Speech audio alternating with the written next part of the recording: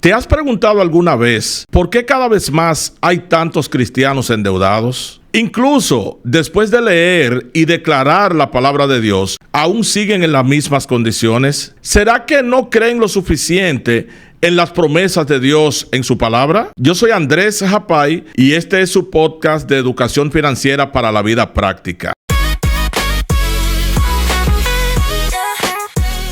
Para analizar este tema a profundidad, está con nosotros en este día el pastor Eliezer Lorenzo. Distinguido, es un placer tenerlo con nosotros. Amén. Para mí es un placer estar contigo en este tiempo con la intención de edificar en temas vitales que trazan la educación y la formación de la vida de fe en este tiempo. Y tener la oportunidad de compartir con usted y sobre todo para analizar temas tan importantes como esto es una bendición para mí. De inmediato vamos a entrar en el tema. Pastor, ¿por qué tantos cristianos hoy día están endeudados? Fíjate, es una pregunta muy importante para iniciar porque esto es producto de la irresponsabilidad y el descuido en cuanto a lo que es la administración responsable de los recursos que Dios nos confía. Es decir, hay tantos creyentes endeudados por el descuido que ellos asumen y muchas veces hasta por la desobediencia a lo que la palabra de Dios establece. Pero hay algo más allá. Hay cristianos que no operan desde la naturaleza correcta, que es la que Dios aprueba. Y creo que esa es una de las bases principales. Muchos creyentes operando fuera de la naturaleza a través de la cual Dios gobierna. ¿Cómo usted describe esa naturaleza de la cual se han apartado muchos? Esa naturaleza es una naturaleza que es enemiga de Dios, no se somete a Dios, ni tampoco puede. Esa naturaleza la Biblia le llama alma viviente. El gobierno del alma es el que produce la mayor causa de derrota y entre ellos está el endeudamiento de muchos creyentes que operan por el gobierno anímico y no por la vía del espíritu, la cual Dios aprueba. ¿Usted piensa que un cristiano que esté extremadamente endeudado espiritualmente no está bien? Fíjate, las deudas, aunque la palabra de Dios no la llama como pecado, pero sí el endeudamiento produce aflicción, opresión y afecta la vida de la tranquilidad y la plenitud que el cristiano tiene que vivir. Entonces, de una manera directa, claro que sí. Fíjate que cuando David estaba en la cueva, que esa cueva es figura, es una sombra acerca de Cristo, llegaron a él hombres endeudados en momentos de dificultad. Entonces la cueva representaba el refugio que es Cristo.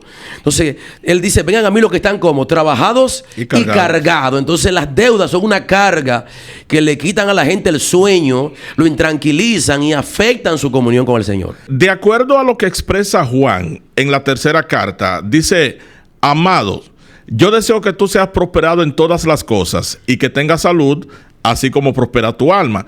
Sin embargo, el común denominador aquí es todo, que prospere en todo. Pero vemos cristianos que más que vivir, lo que hacen es sobrevivir, precisamente por el tema de las deudas. ¿Cuál es la intención de Dios? Partiendo del versículo bíblico que acabo de mencionar, ¿Dios está interesado que sus hijos vivan o sobrevivan? Bueno, para Dios lo que ha prometido no es sobrevivir. La Biblia es muy categórica cuando Él dice: yo he venido para que tengan vida y la tengan en abundancia. Ahora, el gobierno anímico que hace de mí un alma viviente y no un espíritu vivificante, según 1 Corintios capítulo 15, verso 45, que hay dos sistemas operativos. Uno es alma viviente y otro espíritu vivificante. El alma viviente no prospera hasta que ella no se rinde al gobierno del espíritu. Entonces fíjate que el texto que tú citas dice que él anhela de que tenga salud y que sea prosperada en todas las cosas según prospera el alma.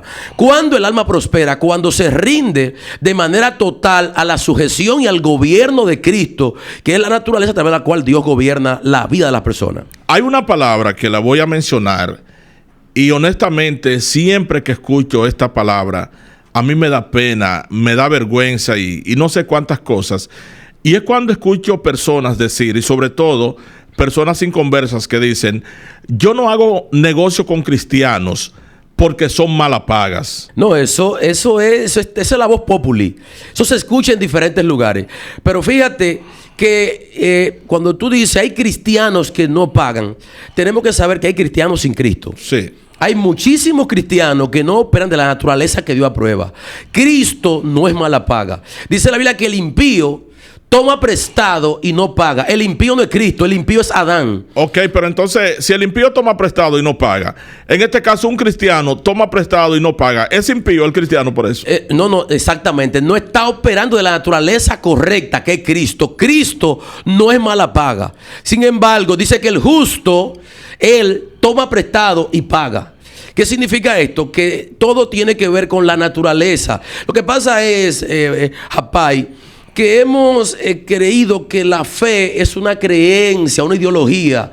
La fe es la vida que expresa obediencia a la voluntad de Dios. Entonces esto va a demandar rendición total de todo nuestro ser delante del Señor y su palabra para poder expresar por medio de la obediencia lo que Dios aprueba. La mayoría de los cristianos que nos pagan son porque no están operando de la naturaleza correcta como hijos de Dios.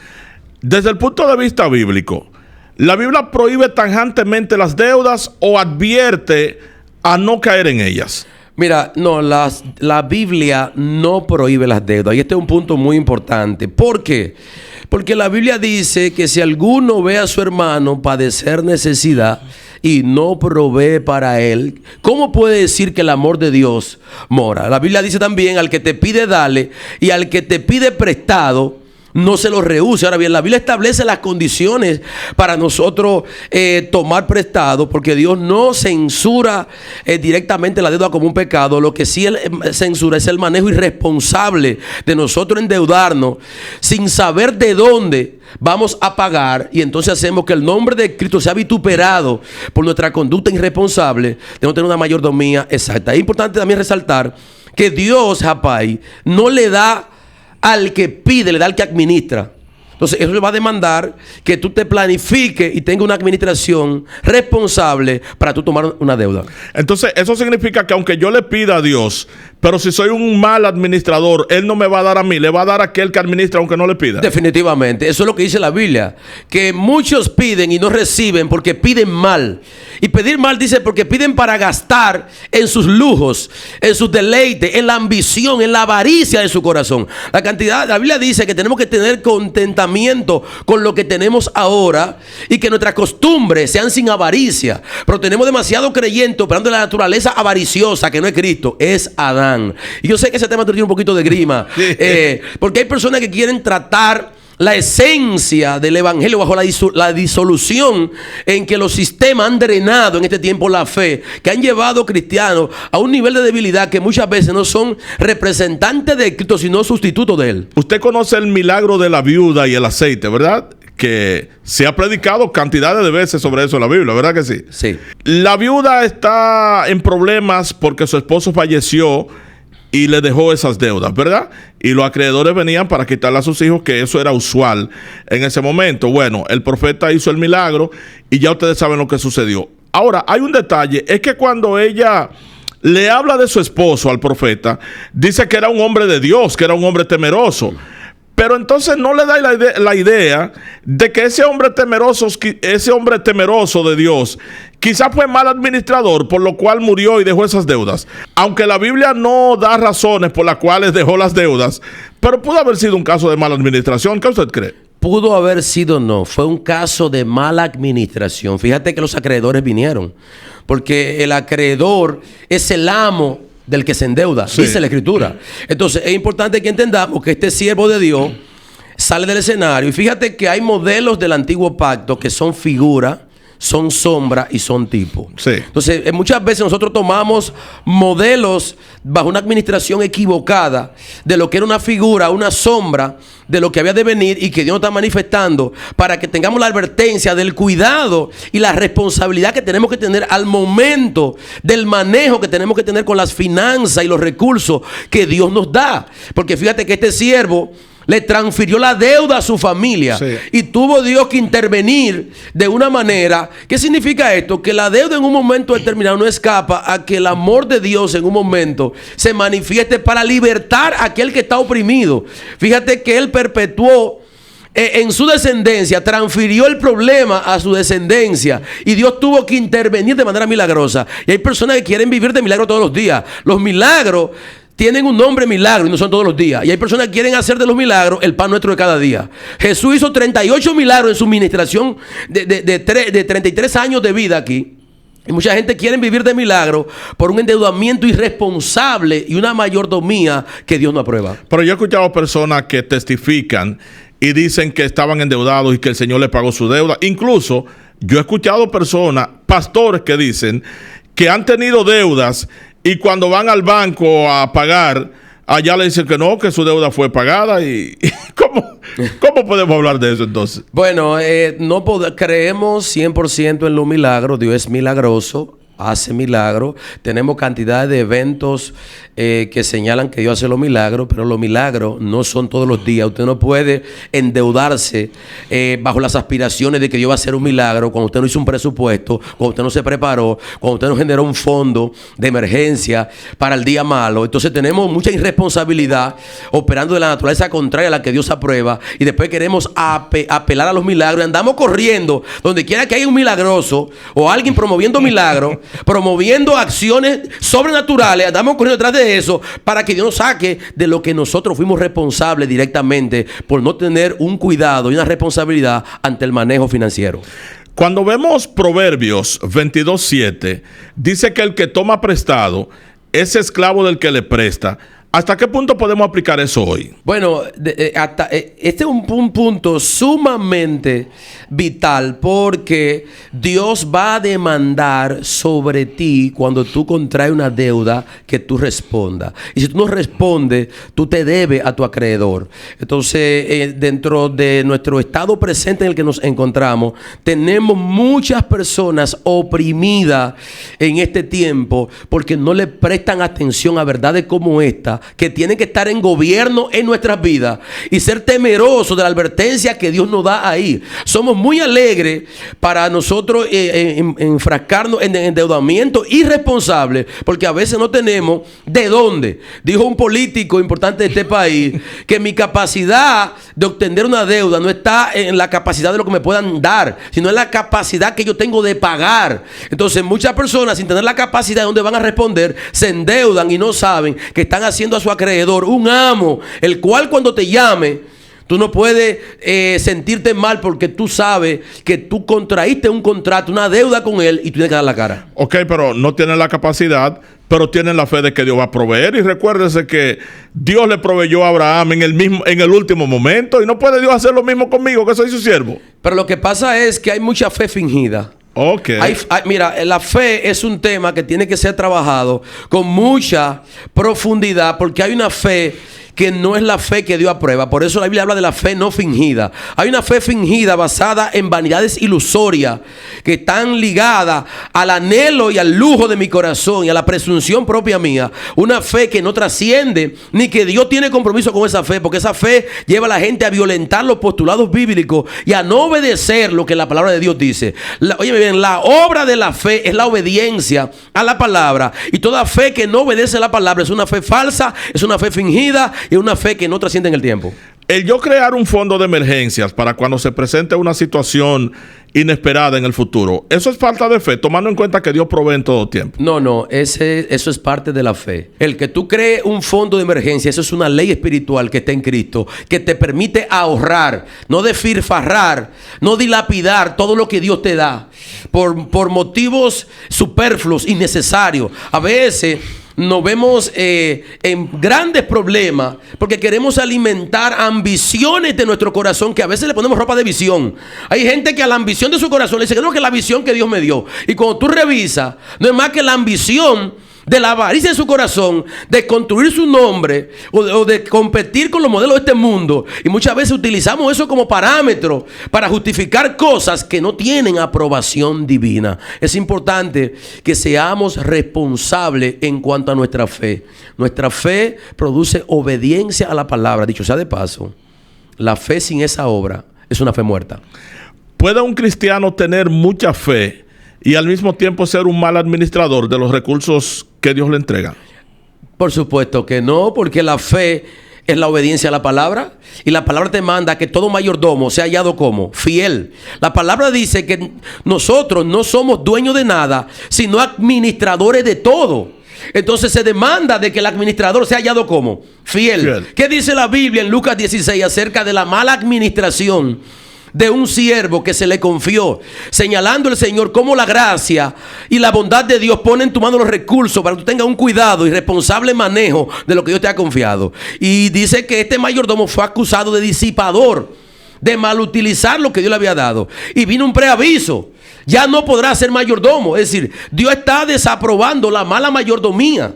La mala mayordomía choca con los principios y los postulados bíblicos. Dios nos manda a que como administradores seamos hallados fiel, que sepamos colocar cada cosa en su lugar y poder, como tú decías ahorita, tener ese fondo de emergencia dentro de un ahorro, porque no lo gastamos todo. ¿Qué usted opina acerca de pastores que hacen préstamos grandes para construir grandes templos y hacer grandes estructuras, que después la iglesia dura años con esa deuda que pareciera impagable? Creo que ese es un acto que habla de la mala mayordomía. Tú no puedes endeudarte haciendo responsable tu fe, porque mucha gente no entiende esta parte. Por ejemplo, mucha gente cree que puede manipular el poder de Dios. Y hay mucha gente que entiende que por la fe puede manipular. La fe no es para manipular, la fe es para obedecer la palabra. Y quiero puntualizar este asunto, porque la palabra dunamis, que es el poder, no es un poder que yo recibo para manipularlo, es un poder para Dios usarme a mí. ¿Usarme para qué? Para yo ser. Pero queremos usar el poder para hacer maniobra y luego hacer responsable a Dios de lo que mi ambición de mi corazón produjo. Y le ponemos el cliché de que yo le estoy creyendo a Dios. Pero es un modelo antibíblico que choca con lo que la palabra de Dios dice. El poder que tú recibes no es para que tú lo uses. Dios no puede ser manipulado por nadie. Por eso hay mucha gente endeudado, en grandes problemas, en vergüenza. Y con intimidaciones y pasando malos momentos, porque quieren pensar que Dios van a manipular a Dios con la ambición de su propio corazón y que Dios tiene un compromiso. Mira, una de las cosas, Japay, que hace el legalismo es que le hace creer a la gente que Dios aprueba todo lo que yo haga. Dios no aprueba todo lo que yo haga, ni Dios aprueba todo lo que yo decida. Dios aprueba lo que está conforme a su palabra. Entonces su palabra es la misma ayer, hoy y por los siglos. Entonces cada día tenemos que entender que el poder que hemos recibido es para ser ¿qué? Hijos de Dios, gobernados por su palabra. No ese dunami que se malinterpreta para hacer prodigios bajo modelos irresponsables de cosas que nosotros hacemos. A veces nos enfermamos por una mala administración de lo que debemos comer y queremos entonces obligar a Dios que nos sane cuando estamos cosechando lo que hemos sembrado. Y eso también tiene que ver con las deudas y los compromisos que hacemos de endeudamiento, de construcción grande, de construir grandes proyectos que son nada más que ambiciones de mi corazón para poner mi nombre en alto y que yo sea conocido mañana y que yo pueda exhibir una grandeza ante los demás que nada tiene que ver quizá con la voluntad de Dios para mi vida en ese momento. Hay un tema que se ha debatido mucho, es el tema del diezmo.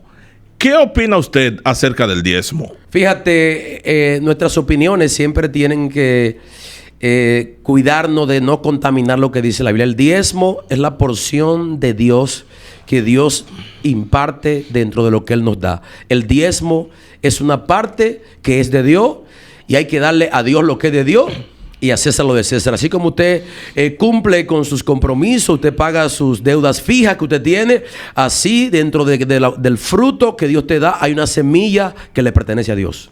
Si una persona tiene muchos compromisos y lo único que le queda es el diezmo, ¿qué usted le recomienda como pastor? ¿Que entregue el diezmo como corresponde o que lo utilice para sustentar algunos gastos? Esa pregunta es muy importante que tú me haces, porque a los pastores le tienen grima contestar esta palabra, porque automáticamente los pastores se ven como parte interesada, porque hay un sistema que señala al pastor como que él cuando tiene éxito lo tiene en base a lo que a las finanzas que administra. Y porque hay un sistema que le reconoce éxito a todo profesional, a todo trabajador, menos a un siervo de Dios que trabaja duramente en cuanto a su reino y a su voluntad.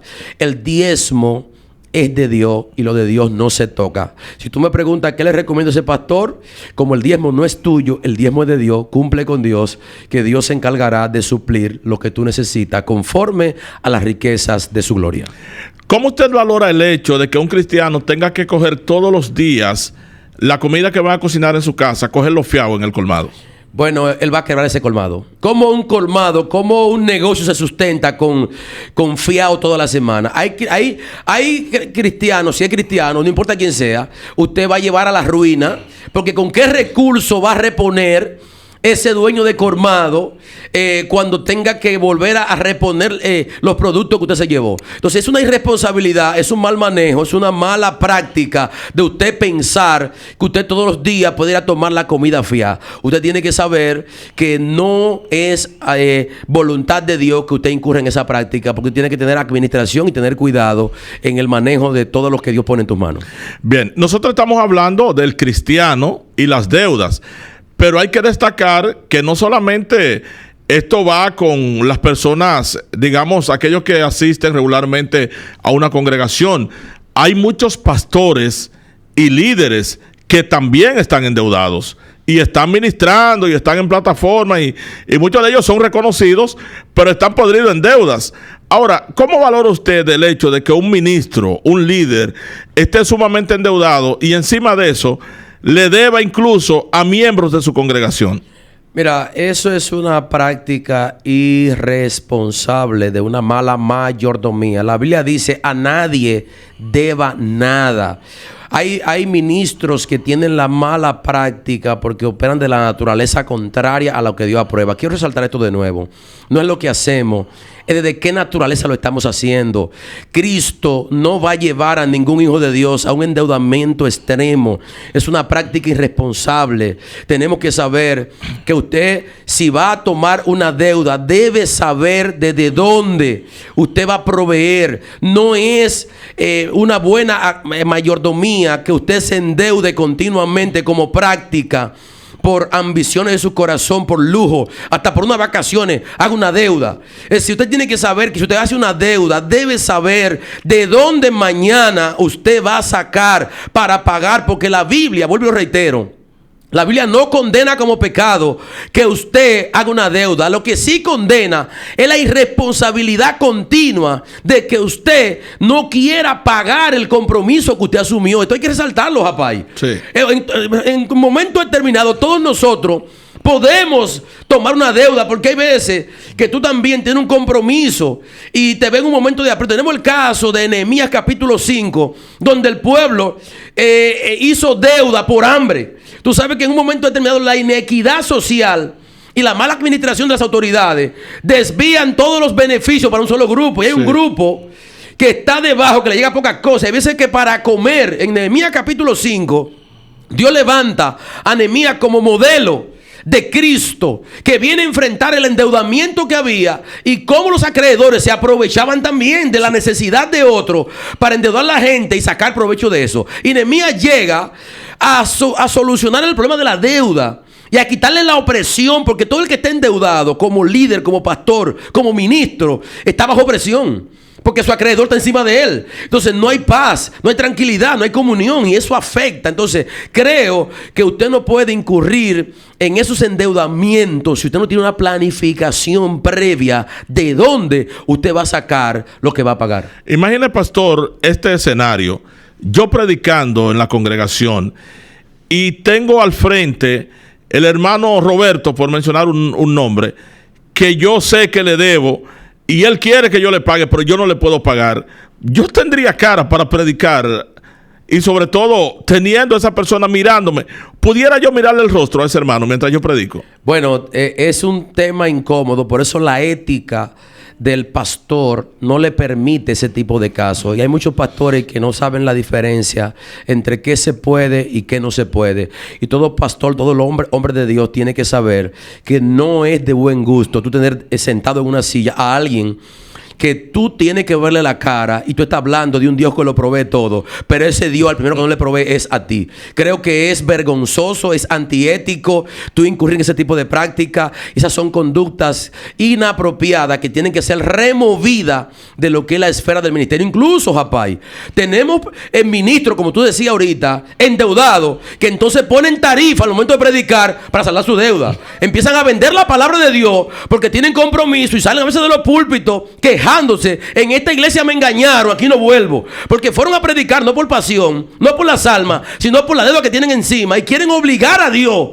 Quieren obligar a Dios hasta manipular y usan el chantaje de abrir mantos y pedir y hacer eventos irresponsables para buscar dinero, no con fin de edificar a nadie, sino que es una búsqueda abierta de dinero por el endeudamiento que muchos usan. A veces otros cogen pasajes fiados a crédito, contando que lo van a pagar con el viaje. Son cantidad de prácticas que se están haciendo en este tiempo que generan un modelo disfuncional que Dios no aprueba, porque es parte de una mala mayordomía. Todo aquel que va a hacer algo tiene que hacer un presupuesto.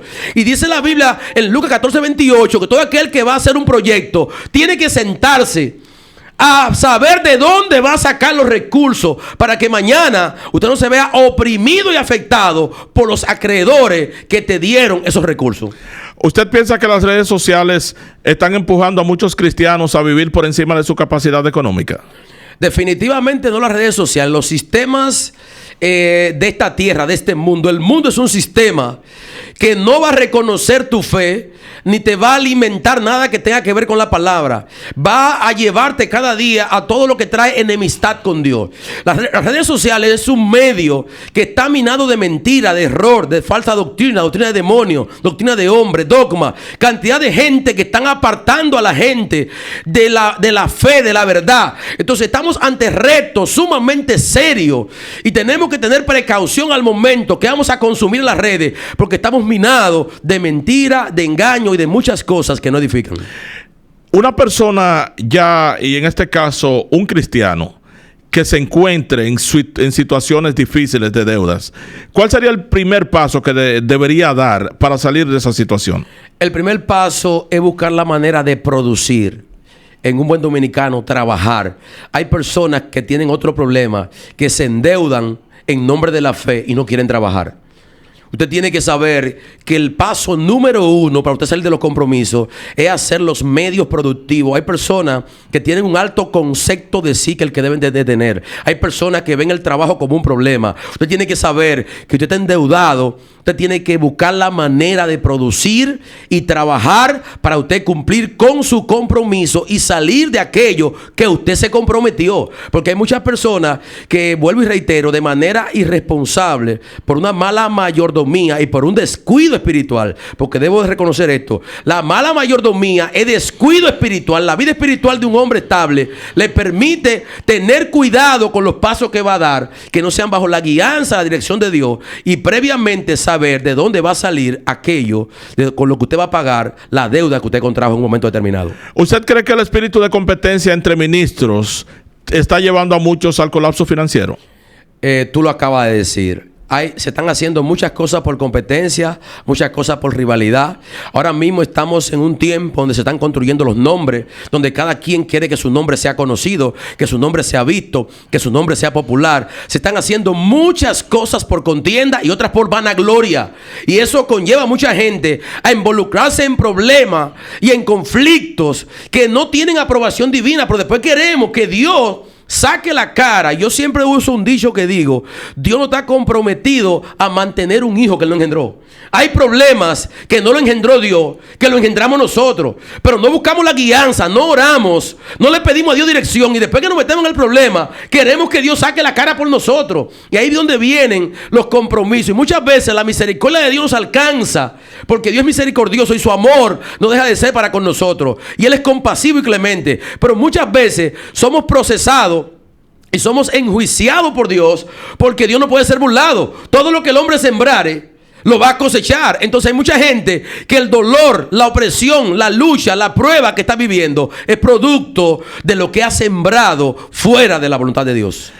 Para concluir, pastor, guíenos en algún principio bíblico que pueda ayudar a nuestra gente en este momento que está en estas situaciones a salir de ahí y vivir la vida plena que Dios quiere que vivamos como sus siervos? Mira, el apóstol Pablo dijo que él había aprendido a vivir humildemente y que él aprendió a tener contentamiento con lo que tenía.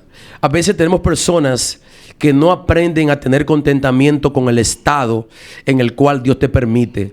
A veces nosotros queremos ostentar una vida que no podemos sustentarla.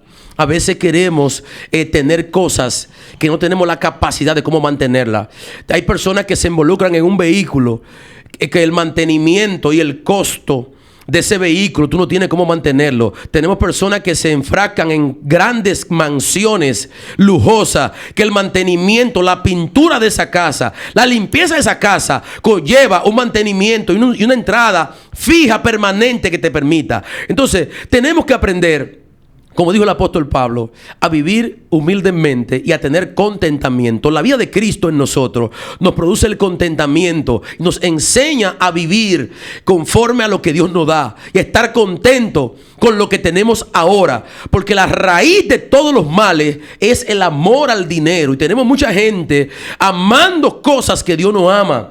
Y eso hace que mucha gente incurran en deudas y en problemas que luego le quitan la paz, luego no le permiten dormir. Ahora, tenemos que saber que nosotros en Cristo tenemos el poder operativo de la naturaleza que nos permite no caer en tentaciones y que podemos ser librados del mal y de malos manejos administrativos que en Cristo son corregidos por su voluntad y por su palabra. Pastor, gracias por acompañarnos. Fue un honor estar con todos ustedes y ser de bendición en este día.